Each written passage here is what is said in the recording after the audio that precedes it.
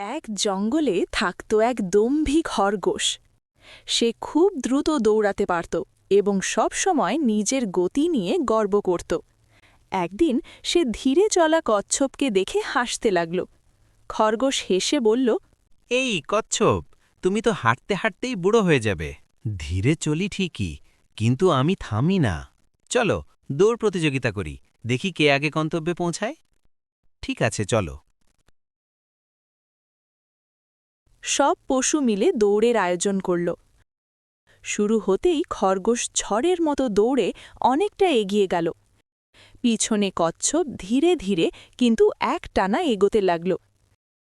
খরগোশ ভাবল,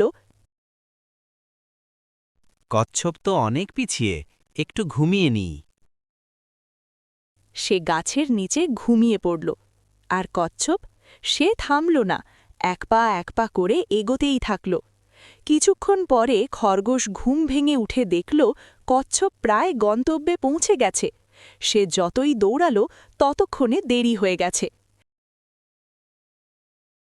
সবাই হাততালি দিয়ে বলল, কচ্ছপ জিতেছে, কচ্ছপ জিতেছে। খরগোশ লজ্জায় মাথা নিচু করল। ধীরে কিন্তু নিয়মিত চেষ্টা করলে সাফল্য আসেই। অহংকার পতনের কারণ।